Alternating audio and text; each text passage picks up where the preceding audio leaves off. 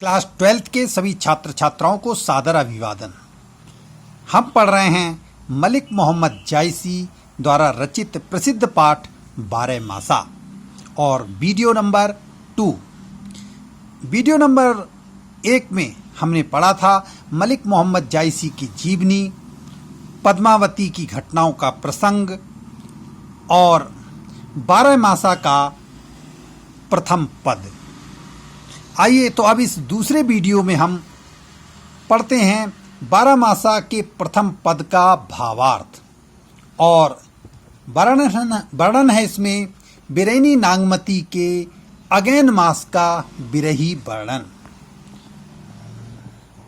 Again के महीने में बिरैनी नायिका की बिरह की दशा का जो वर्णन किया गया है वो यहाँ पर प्रस्तुत किया जा रहा है।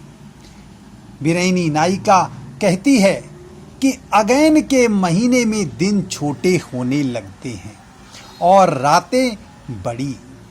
नायिका नागमती का दुख इन बड़ी रातों के कारण और भी अधिक बढ़ जाता है।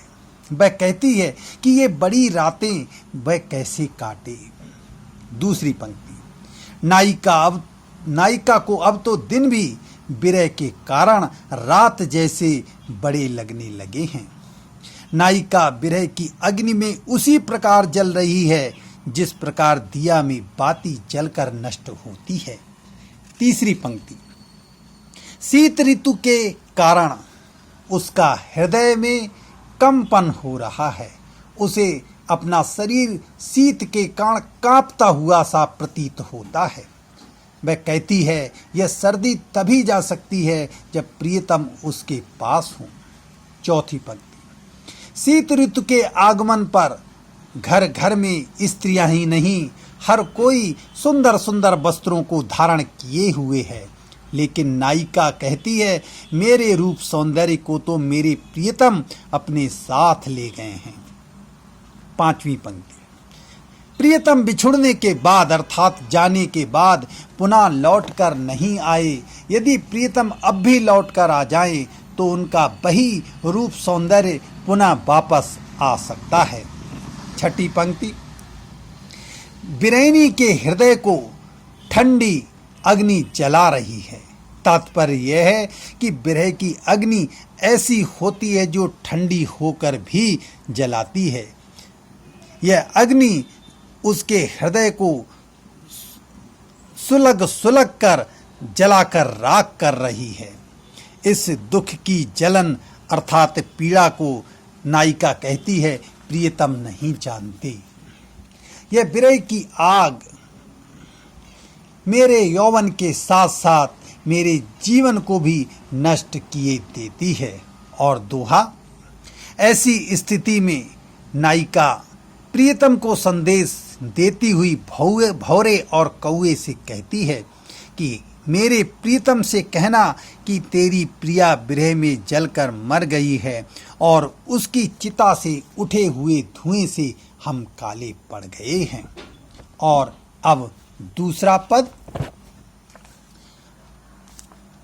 पूस जाड़ थर थर तन कापा सूरज जड़ाई लंक दिसी तापा बिरह बाड़ी भा दारुन सिउ कपि कपि मरो ले हरि जीव कंत कहाँ हो लागो हियरे पंथ अपार सूझ नहीं नीरे सौर सुपेति आवे जूड़ी जानेउ सेज हिवंचल बूढ़ी चकई निसी बिछुरे दिन मिला हो निसी बासर बिरह कोकिला रैनी अकेली साथ नहीं सखी कैसे जियो बिछोई पंछी बिरहा सचान भवै तन चाड़ा जियत खाई मुहे नहीं छाड़ा। और दोहा, रकत ढरा मांस गरा हाड़ भये सब संख धनि सारस हुई ररि मुई आयु समेट पंख।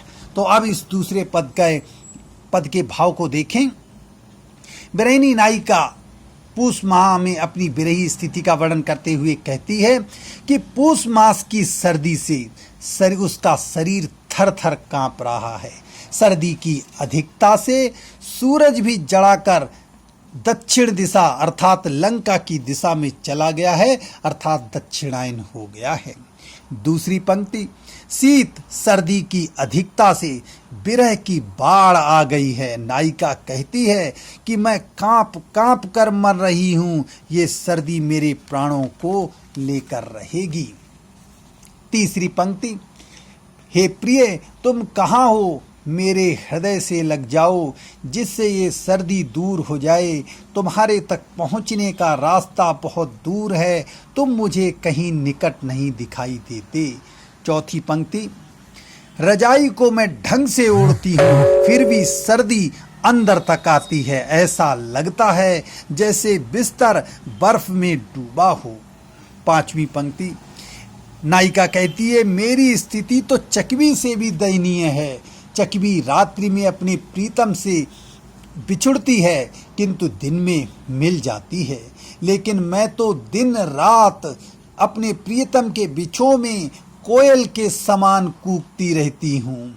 आगे नायिका कहती है ये विरह तो अब बाज हो गया है और मेरा शरीर उसका भोजन, यह विरह ही रूपी बाज मेरे जीवित शरीर को ही खा रहा है। आमतौर पर यह माना जाता है कि बाज जीवित व्यक्ति को नहीं खाता है, और नायिका कहती यदि मैं मर गई तो भी ये नहीं छोड़ेगा। और दोहा, विरह के कारण नायिका नागमती के शरीर का रक्त जो है वो बह गया, अर्थात बहुत कम हो गया है।